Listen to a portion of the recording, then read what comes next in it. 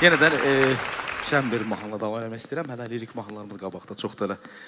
İkincisiyə əsas gözəl mahnıları saxlamışıq. Yenə də gözəl mahnı olmağını siz qərar verirsiniz, sevirsiniz, seçirsiniz mahnıları. Bir dənə mahnısı gəlir. Tək səninəm, çək nəfəsinəm, gözlərənəm, sevgin istəyindən düşdür bir dənəm.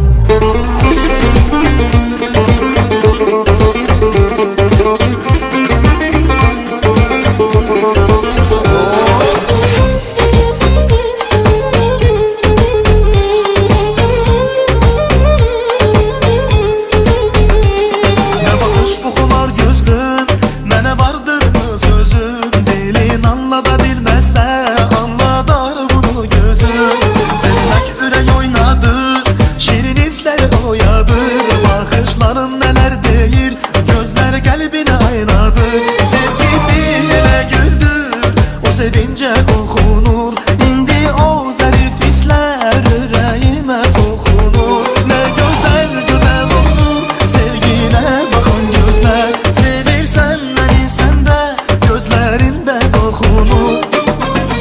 Gözlərində bir istək var, ürəyindəki bir mənəm. Sevdim sevgimə dəstək var, bir dənəm səni bir dənəm. Gözlərində bir istək var, ürəyindəki bir mənəm. Sevdim sevgimə dəstək var, bir dənəm səni bir dənəm.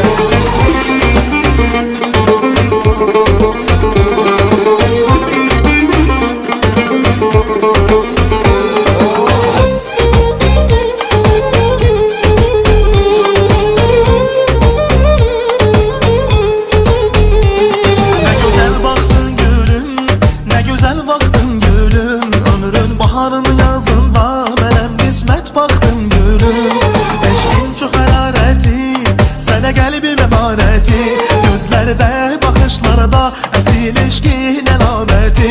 Sevgi bilə güldür, o sevincə qoxunur. İndi o zərif hisslər ürəyimə toxunur. Nə gözəl gözəl olur, sevginə baxan gözlər.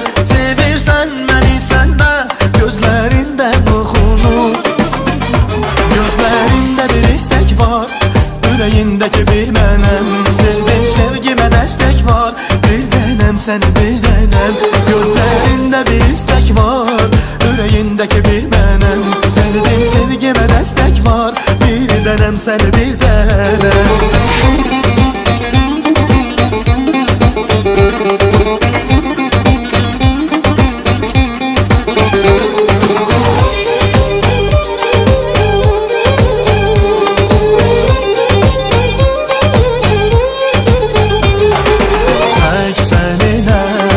Çək nəfəsinəm, gözlərənəm, sevgin istəyindən düşsün bir dənəm.